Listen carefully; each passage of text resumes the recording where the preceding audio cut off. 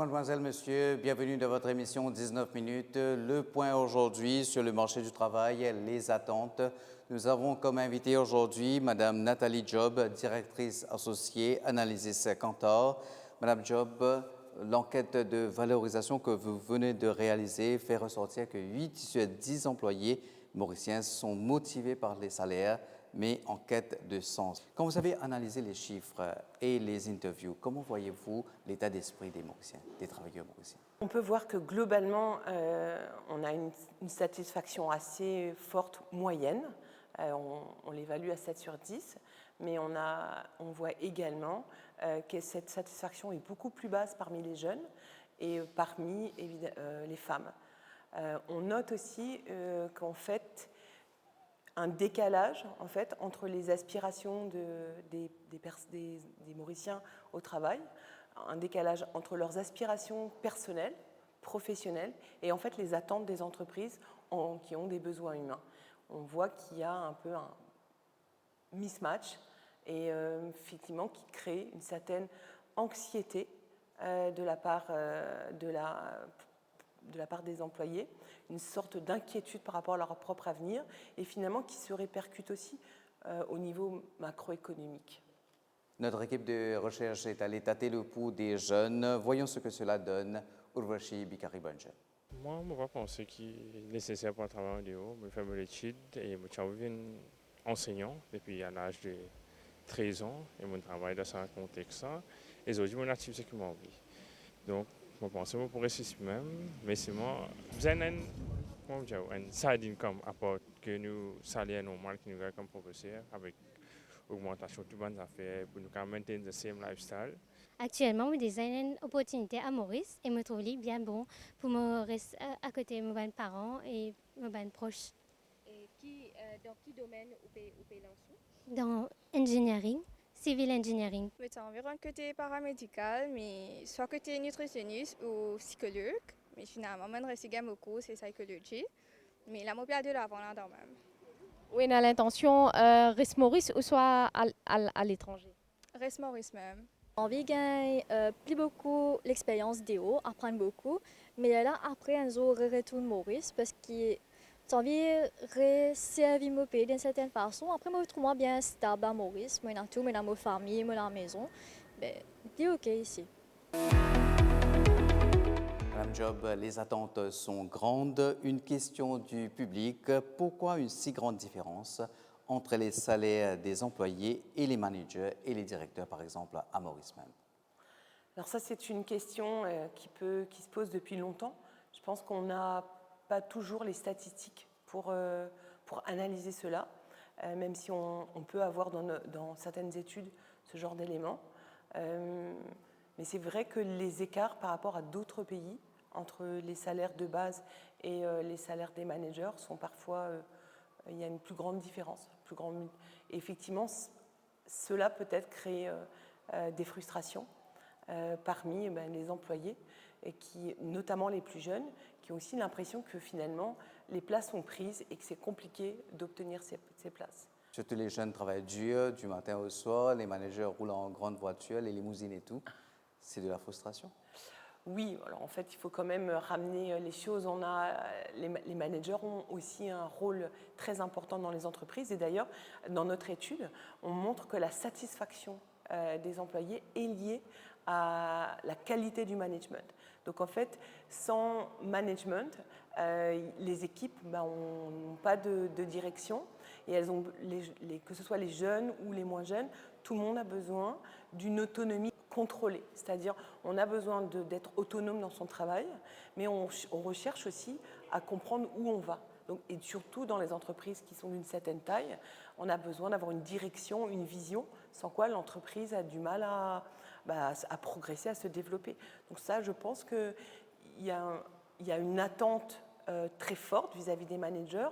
Et quelquefois, en fait, honnêtement, quand on regarde cette étude et on voit les employés noter leurs managers, ils les notent assez moyennement, ils ont beaucoup d'attentes sur leur progression, Mais on se rend compte que d'être manager, c'est non seulement être expert dans un domaine, mais c'est aussi être capable d'être à l'écoute, d'être capable de faire des feedbacks constructifs, de donner de pouvoir intervenir quand il y a des soucis, de pouvoir être capable de donner des directions, en cas de difficulté de mettre en place un plan. Et tout ça en travaillant de façon collective. Donc, on demande aussi beaucoup aux managers, je crois. C'est la nouvelle tendance. Mais ils sont très nombreux, ceux qui ont un emploi, mais pas juste pour les salaires. Peut-être qu'ils ont aussi autre chose qu'ils aiment, qu'ils aimeraient avoir quand ils travaillent. Le mismatch, par exemple, l'offre et la demande. Ça touche plutôt les plus jeunes qui sortent de l'université. Et là, c'est plutôt quand même lié aux formations qui existent ou qui n'existent pas. Parce qu'en fait, le marché du travail évolue très vite. Il y a une transformation. On a beaucoup de personnes, presque la moitié des jeunes qui vont, entre 20 et 24 ans, qui vont à l'université, qui font des études supérieures. Et effectivement, quand ils arrivent sur le monde du travail, ils ne peuvent pas tout de suite avoir des rôles de responsabilité, parce qu'aussi les formations sont très académiques et ne leur permettent pas de rentrer tout de suite dans le monde du travail.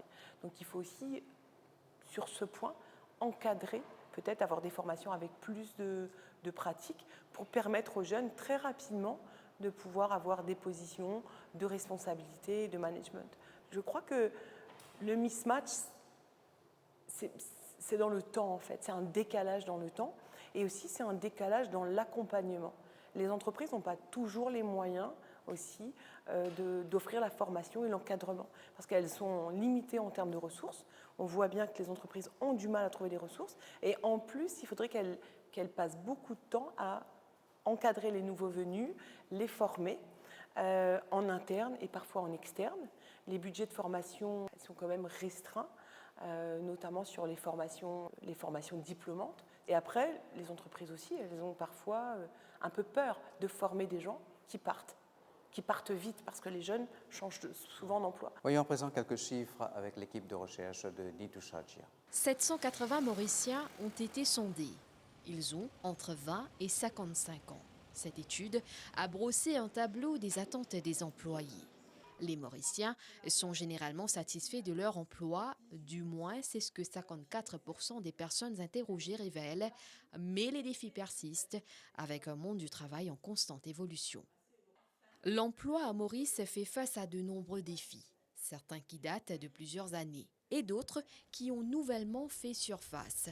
79% des répondants de cette étude, qui sont tous des employés, travaillent pour gagner leur vie. C'est le premier constat, c'est la base. Oui, on est plutôt très satisfait. On va voir qu'on est moins satisfait chez les femmes et chez les jeunes.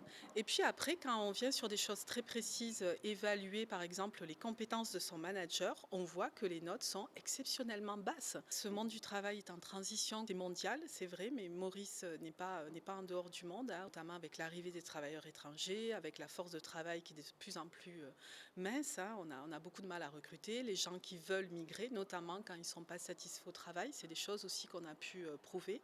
Madame Job, quels sont les critères qui découragent les jeunes de rester et les encouragent à partir? Le premier découragement va venir en partie des opportunités qui sont offertes, justement, par rapport au fait qu'ils ont pu faire des études dans un certain secteur et ne pas trouver tout de suite le poste de responsabilité ou intéressant. Parfois aussi, le choix de leur étude n'a pas été forcément celui qu'ils voulaient. Donc, ils ont aussi du mal à aller dans d'autres directions. Donc, tous les employés ne se sentent pas assez valorisés, pas uniquement en termes de salaire, mais en termes de reconnaissance, de mise en avant. Tout le monde fait des choses pour être aussi valorisé, pour être reconnu. Les jeunes parlent beaucoup de méritocratie et de transparence. Justement, nous avons une question du public là-dessus. Quand vous avez fait votre enquête, qu'est-ce que vous avez remarqué par rapport à la méritocratie? Les plus jeunes, surtout les plus jeunes, pensent que c'est très difficile de réussir sans backing, sans être aidé. Donc les jeunes, en fait, qui n'ont pas forcément un réseau, qui ne viennent pas de famille avec un réseau social ou amical important, ils ne vont pas aller candidater sur des postes parce qu'ils se disent si je n'ai pas le backing ou si je ne connais pas quelqu'un, je n'aurai jamais ce poste. Donc en fait, l'absence de méritocratie, elle est réelle, mais en même temps, les gens eux-mêmes se censurent. Ils ont peur, ils pensent que de par leur origine sociale, l'endroit où ils habitent ou le type d'études qu'ils ont fait, ils n'ont pas de chance. Donc en fait, c'est encore plus compliqué pour les entreprises parce que peut-être qu'elles-mêmes, elles ont une absence de transparence et de méritocratie. Les gens ont tendance à embaucher des gens qui les ressemblent, ça c'est un problème. Mais en plus, si ces personnes différentes ne viennent pas, elles-mêmes, elles se censurent et finalement, les entreprises ne vont pas les rencontrer. Et donc, elles vont avoir tendance à toujours recruter les personnes qui, elles, sont venues et ont répondu. Voilà. Donc, il y a les deux côtés. Les candidats doivent faire preuve de plus de courage et de ténacité. Et puis, les entreprises, d'ouverture, mais surtout de transparence. Il y a une autre question du public qu'on a reçue. Pourquoi les salaires sont beaucoup plus ailleurs, à l'étranger, que Maurice, pour le même job? C'est une question de pouvoir d'achat et c'est une question de PIB. Pour pouvoir verser des salaires plus élevés, il faut que la richesse de Maurice s'améliore. Une grande partie de notre richesse, elle est faite sur le fait qu'on peut offrir des services moins chers qu'ailleurs, notamment dans les services externalisés. Donc effectivement, c'est le modèle économique. Maintenant, on évolue, mais ce modèle économique, je suppose que les gens qui viennent en vacances à l'île Maurice viennent parce qu'ils ont un service qu'ils n'auraient pas ailleurs. Donc du coup, c'est parce qu'aussi les salaires sont moins élevés. Mais je crois que c'est en train de se transformer. Mais c'est une des explications. Vous gagnez peut-être plus en Angleterre, mais vous payez 4 fois plus votre loyer. Enfin, il faut aussi réfléchir. Je pense que les jeunes ont besoin d'être mieux informés, mais par contre, je pense que d'avoir une expérience internationale, surtout quand on habite sur une île, c'est toujours positif. Et d'ailleurs, on voit beaucoup de gens qui veulent retourner aussi. C'est ce que révèle votre rapport? Le rapport révèle que beaucoup envisagent de partir. Pas forcément pour toujours, mais beaucoup vraiment y réfléchissent sérieusement et pratiquement la moitié y réfléchissent. C'est-à-dire que mais je crois que c'est dans l'esprit aussi mauricien. C'est une nation qui s'est construite de vagues de gens qui venaient et les gens aussi veulent aller voir ailleurs. Ça fait partie pour l'expérience peut-être. De l'expérience ici, mais nous, on a quand même besoin de s'assurer qu'on garde des talents. Peut-être pas tout le monde, et je pense qu'encourager les gens à partir et revenir, aller faire 2-3 ans d'expérience ou 10 ans et revenir, je crois que ce serait peut-être la meilleure des choses. Et là, une autre question qui coïncide avec votre réponse. Est-ce que vous ne croyez pas qu'avec le vieillissement de la population, les jeunes seront mieux lotis dans le temps avec les grands postes et les meilleurs salaires? Ah, mais c'est clair. Je crois que l'avenir est ouvert aux jeunes. Donc ceux qui vont rester et qui vont se développer et construire, ils vont très très vite arriver à des postes de responsabilité.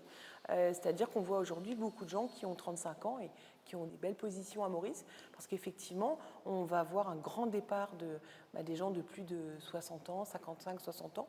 C'est un grand morceau de la population et ils sont tous en train de partir et il va falloir... ils vont aussi travailler longtemps, parce qu'il faut quand même... ils vont peut-être travailler plus tard, mais il va falloir les remplacer. Et effectivement, c'est des opportunités intéressantes. Une autre équipe de recherche dirigée par Sylvana Parimamen est allée voir comment vivent les travailleurs étrangers à Maurice. Impossible de les rater. Derrière les caisses de supermarché, ils prononcent les quelques mots appris en créole.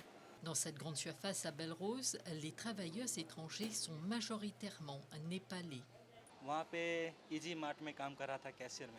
Dans mon pays, je travaillais comme caissier de supermarché, mais à Maurice, c'est mieux. Je suis à Maurice depuis 16 mois. Au Népal, j'avais ma propre entreprise. Je suis ici à la fois pour visiter et travailler pour acquérir de l'expérience.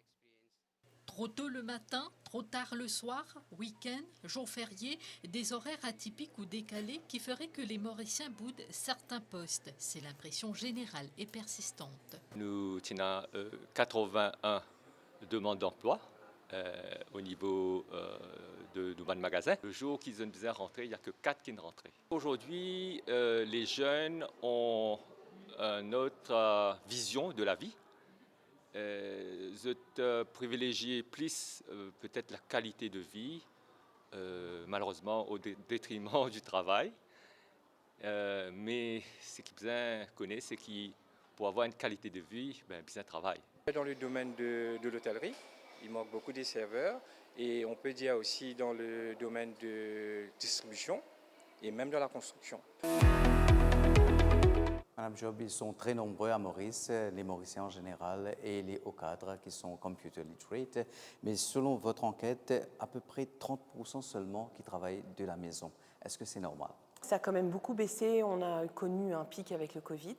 Et on voit qu'il y a pas mal d'entreprises qui ont un petit peu perdu l'habitude et qui même ont demandé aux cadres et aux employés de revenir. Ce qu'on a vu dans l'étude, c'est que le fait de pouvoir travailler même un jour à distance, pour ceux qui le peuvent, c'est vraiment un élément de satisfaction au travail.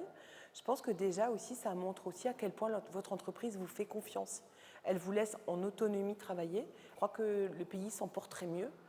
Quand on voit les embouteillages auxquels on fait face, je crois qu'il faut vraiment, il y a un effort à faire. Et vous êtes d'accord, ce n'est pas juste les salaires qui retiennent les employés, mais également les conditions. Écoutons deux professionnels sur le mieux-être. Maurice est dans une situation à la fois complexe et intéressante, où nous sommes de plein pied dans la mondialisation, mais aussi en même temps nous gardons quelque chose de notre histoire traditionnelle, voire même conservatrice à certains égards. Et à la fois pour les entreprises et pour les employés, il y a ici entre ces deux pôles un rythme à trouver, un ton qui sera le ton juste et le ton mauricien. Je crois que c'est aujourd'hui le défi que doit relever l'île Maurice d'un point de vue économique.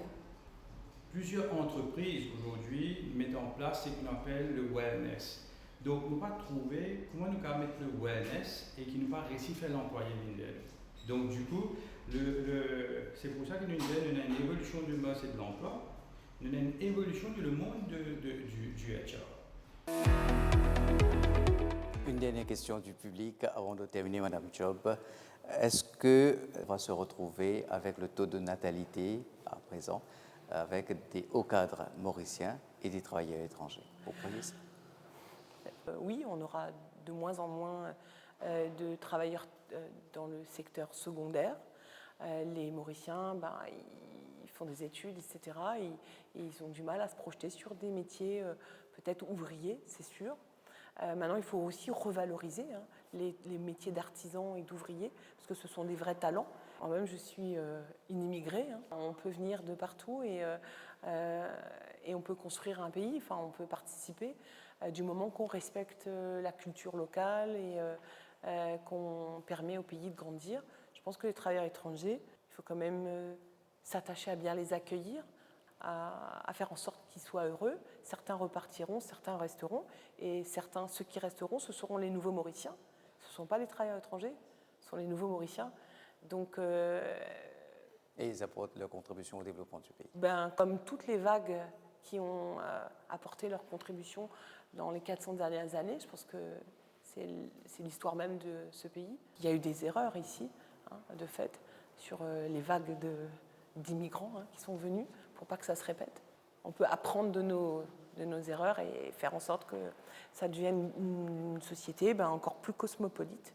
Merci Madame Job pour toutes ces précisions. C'était Nathalie Job, directrice associée Analysis Kantar. Alors, deux points fondamentaux que nous avons retenus, les employeurs, le bien-être, la reconnaissance et les perspectives d'évolution des employés, très important pour les retenir. Et à l'intention des employés, des travailleurs, l'herbe n'est pas plus verte ailleurs. Madame, Monsieur, merci. Au revoir.